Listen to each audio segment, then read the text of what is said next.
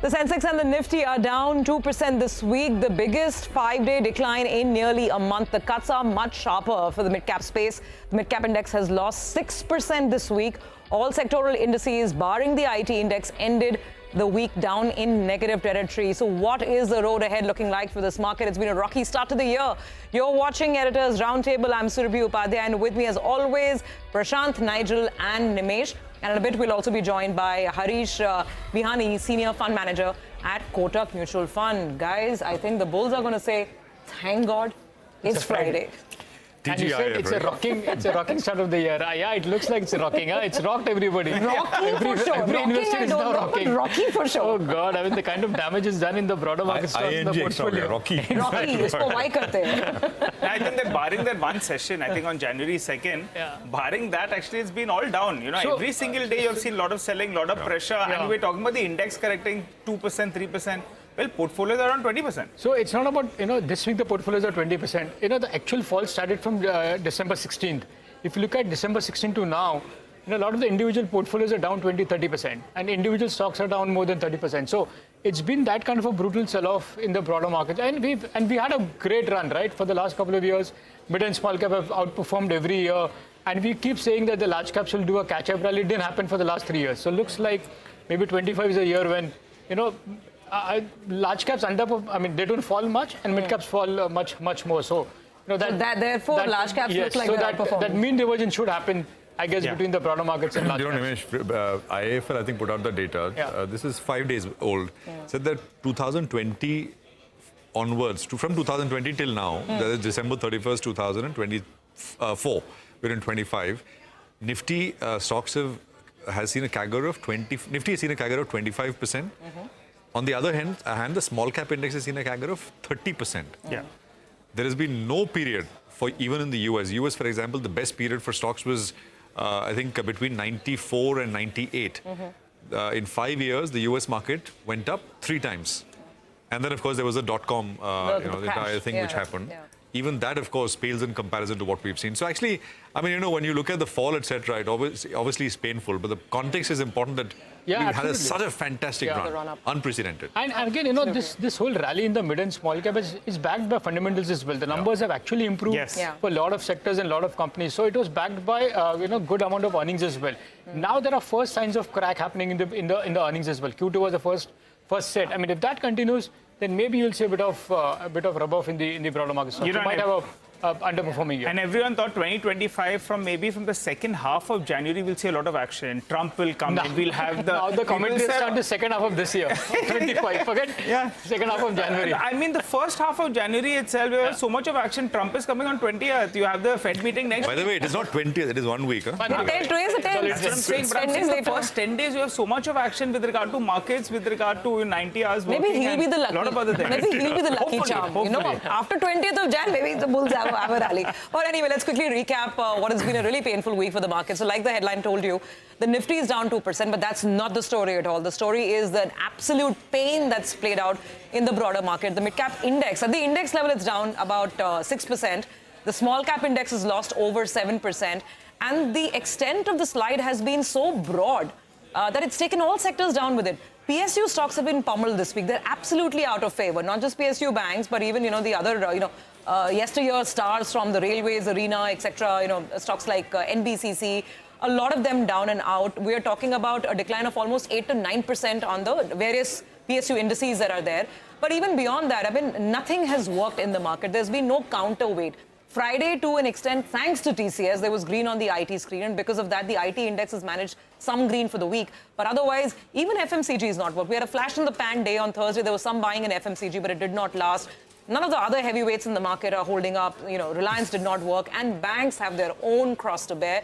The bank Nifty has been down almost 5% this week. And if you look at brokerage notes, a lot of these notes are now questioning whether the margin profile will remain intact or not, whether credit costs are going to go up. So the narrative is getting very tricky on the fundamentals for bank stocks as well. So all things put together, it's become a bit of a perfect storm. Absolutely. One more thing I was thinking as we were discussing. And the flows. Sorry, I didn't mention the flows. Just to add to this, status quo. You can just say status quo. And the numbers just get bigger and bigger. They continue to sell. The Thursday number was over 7,000 crores of selling. The only silver lining, should add this, that so far domestic money has kept the faith. Yeah. Imagine this market if you didn't get 41,000 crores of inflows into equity mutual funds. Imagine where this market would have been. But that's the silver lining that we're holding on to. Well, let's go across to Harish Bihani, who's with us, Senior Fund Manager at Kotak Mutual Fund. Harish, good to have you with us here on the program. When we started this year, the general, for the last 2 months, actually last 2 months of 2024, the general view has been, at least from the institutional fund managers, that time to move into large caps because broader markets, mid and small caps, etc., are too expensive. That for at least 2 months did not work out. I'm not sure whether it's working out now because now what's happening is this week, for example, the small cap index has lost 7%, as Surabhi pointed out. And of course, mid caps, the larger caps continue to fall. There's no recovery. So everything is now uniformly down. Actually, from the all-time high, Nifty, Bank Nifty, mid cap, small cap, everything is down 10%. So what does one do? Harish, your thoughts? Sure, Prashant. So, Prashant, let's look at the context of why market is correcting. We're clearly seeing an economic slowdown. In that context of slowdown, what market is telling you is that there are many issues, including fiscal impulse, which is fairly weak as we speak. In that context, any company, whether it's a large cap company, mid cap company, small cap company, that is growing in double digits with improvement in cash flow is doing well. And that will highly likely continue for fiscal 26. Okay, all right. No, I mean, that's nicely put, Harish. Let's kick it off, right, with the individual pieces here. Earnings season is kicked off, and TCS, of course, has reported the third quarter numbers, largely in line with expectations, but the commentary is sounding a little better. What is the market in the street making of it? Nigel, you put this together. Well, when in doubt, turn to TCS. And that's been the one that batted for the bulls, particularly on Friday's trading session. And Rima puts it perfectly, right, the way she summarizes this. I'm just taking some of those points that she had put up. First of all, TCS did well because getting into the numbers, the stock ended at the low point of the day. So that was additional reason, that technical factor that plays out, the shorts got squeezed out. And that's why, in fact, we did see a big bounce up on the stock.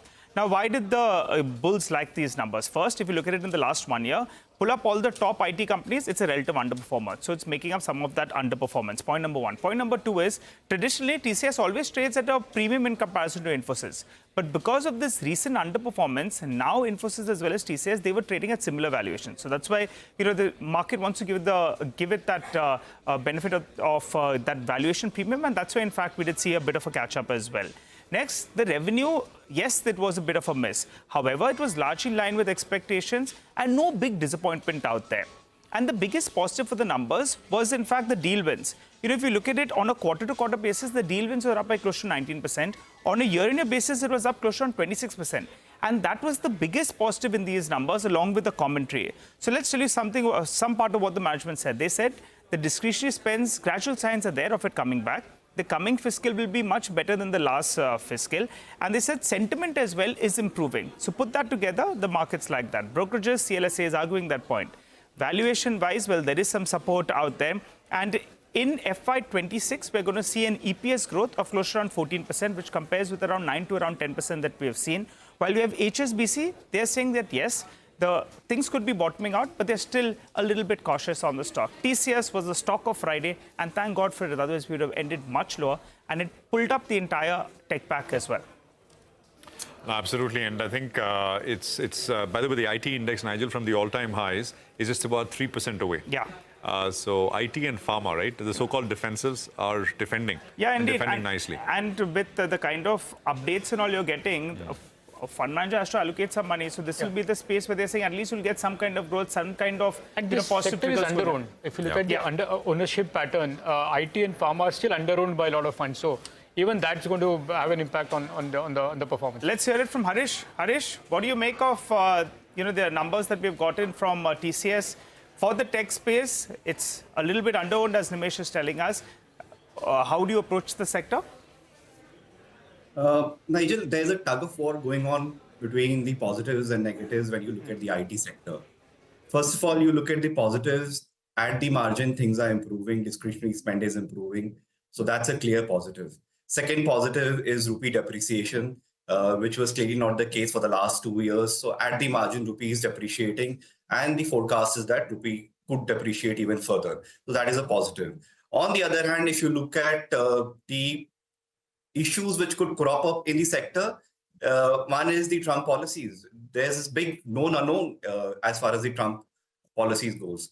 So we'll have to navigate this very carefully, especially in the context of where valuations are for the IT sector. IT sector valuations, especially in the mid-cap space, are at an all-time high. Even the large caps is significantly ahead of pre-COVID numbers. So companies which will be reporting better visibility in terms of the earnings and cash flow for fiscal 26, they will be clear winners, and market is clearly gravitating towards those as we speak.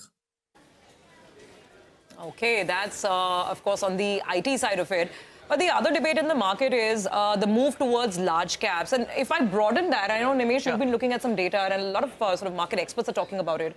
Whether stocks that have not worked so far, you know, the so-called fallen angels or, you know, the bummed out stocks, whether they can be a good place to be in this year. So again, you know, I'll show that with the data, with the historical data. So as you rightly pointed out, you know, a lot of experts have been saying that maybe 25 is a challenging year and focus on large caps. So the question is, you know, is this time to buy the fallen angels? So let me go to the wall and explain why I'm saying this. You know, I just looked at a lot of historical data as well. The key question is this a time to buy the fallen angels? What I mean is the underperformers of previous years generally turns out to be outperformers the very next year. So that's the theme. If you look at 2024, which are the sectors which underperformed? Financial was a big underperformer, staples were big underperformers, and within the large cap, Reliance was one big name which actually underperformed in 2024. So that's the kind of performance in 24. But if you look at the history, every year the underperformers of previous years turns out to be outperformers the very next year.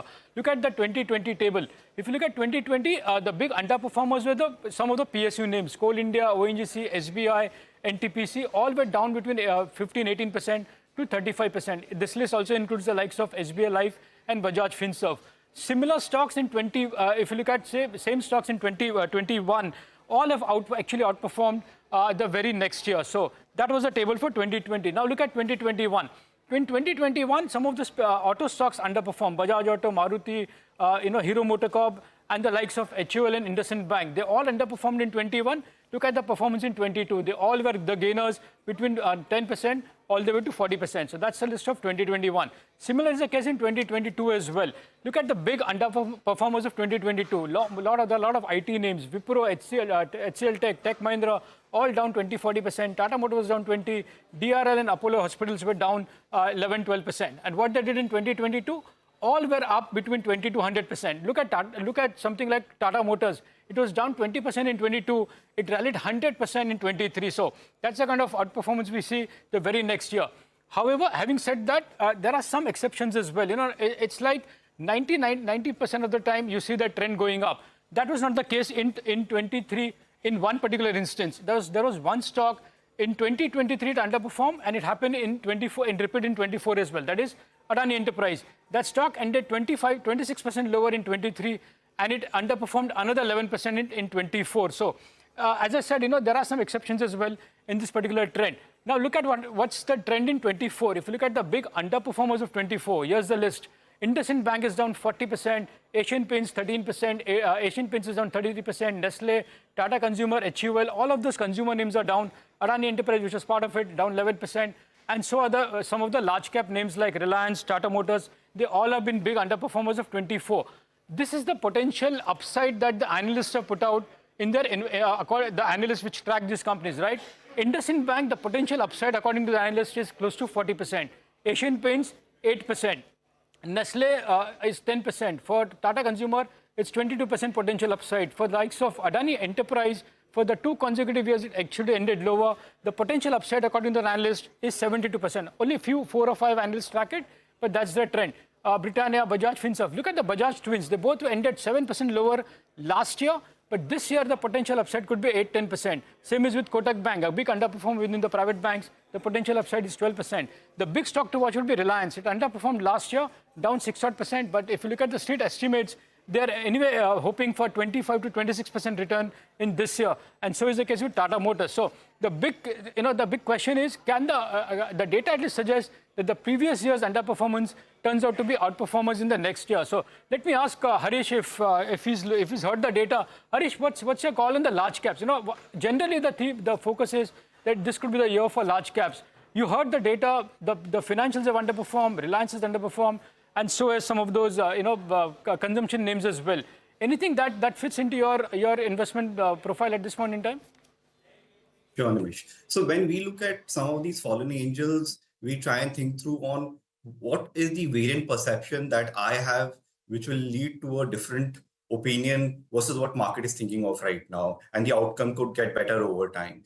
If, say, for example, in case of banking names, it could be simply because liquidity is improving, regulatory tightening, regulatory things is easing as we speak. When you look at the, say, a paints name, the entire paint sector, it could be simply because capital cycle is improving. So we'll have to think about the variant perception. If you look at the consumption names, for example, the staples, do we see an improvement both in terms of urban consumption as well as rural consumption? And will it be a minor improvement or will it be a significant improvement? So variant perception will ensure that some of these fallen angels will make significant money over the next couple of years. If we do not have any difference versus what market is thinking of today, we do not make money in such stocks. Sure.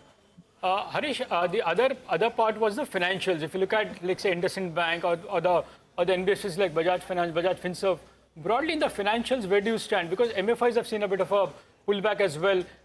Fundamentally, where do you stand on the financials? And do you think it's all in the price at this point that, most of the negative seems to be in the price? When you look at from a price perspective, they look fairly reasonable. The challenges are many. First is in terms of the overall liquidity. Liquidity has tightened further in January. Liquidity went to a surplus in December. It's again back to a deficit in January. So liquidity is certainly an issue, which has clearly an impact on the NIMs of all the banking names. You look at the overall regulatory tightening that happened last year across large cap, mid cap, small cap, whether you look at MFI sector, you look at many other sectors in the NBFC space. So those needs to ease for us to be able to have a view that we can make money in some of these financial names from here on. All right, got it. Do stay on. We have to take a very quick break, but the conversation continues on the other side.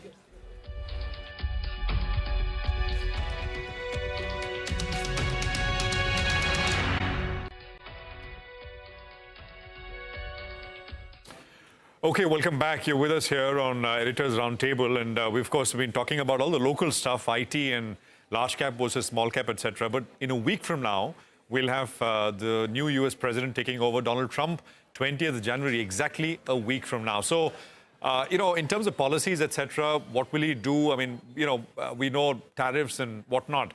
But I thought, why not just address 5 things at a slightly high level, ideological way, what could be the way, what could be the direction, so as to speak, as far as economy and policy, etc., is concerned.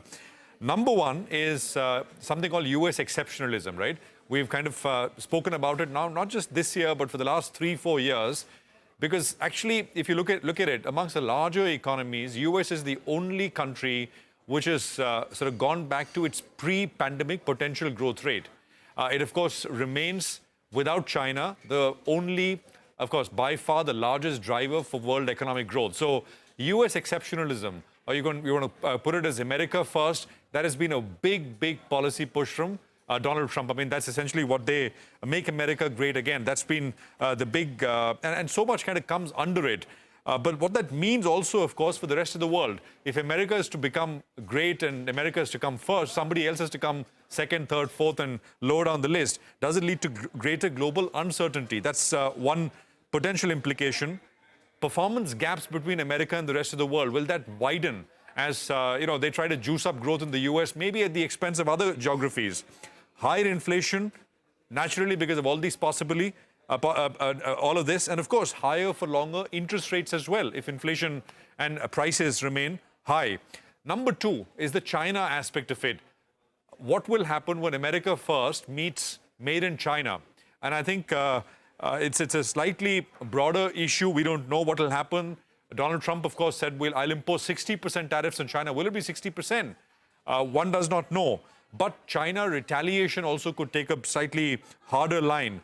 With this also, of course, means that we are seeing regional trade blocs, military blocs, all kinds of alliances forming. It's a much more fragmented kind of world which is starting to take shape. We've already seen many, and I think we'll see more over the next 4 years or so. America first, of course, means less time and less mind space for the rest of the world in that sense, which at the margin also means less time for conflict. I mean, endless wars, as Donald Trump and others have called it. We may see transactional approaches to solving the Russia-Ukraine war. I mean, give and take, right? I mean, Trump, of course, famously wrote that book, Art of the Deal. And, of course, easing of Middle East tensions as well. The way and approach will be interesting.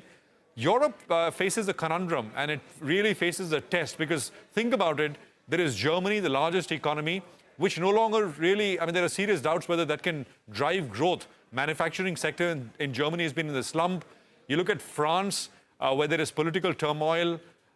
You look at, I mean, actually, remarkably, Italy is the country where there is political stability and some amount of economic stability out of all of those countries. Emerging markets, lastly, right? Number 5, higher for longer interest rates means that inflows perhaps stay away. I mean, money stays home, and home, of course, is the US dollar in the US. Tariff policy drives stronger dollar. We want emerging markets need weaker dollar, not stronger dollar. So I think we'll need to see. And there is also, of course, make in the US, which means make less elsewhere. So what happens to this China plus one, which India, of course, and other countries like Vietnam have been, it's called friend shoring, right? I mean, give manufacturing, help set up manufacturing in countries which are close to you, which are your allies. But now you're talking about bringing manufacturing home in the US. So I think I could go on, but these are just 5 large, broad points under which I think we can expect so much to happen in the coming days and weeks. But Harish, any of these you want to address, especially the EM point? Are you worried? Go on. So Prashant, when you showed those 5 themes, it reminded me of a quote from Charlie Munger. And he said that if you're not confused, you clearly don't understand. And that's the state where we are. And that's clearly coincided with a economic slowdown in India.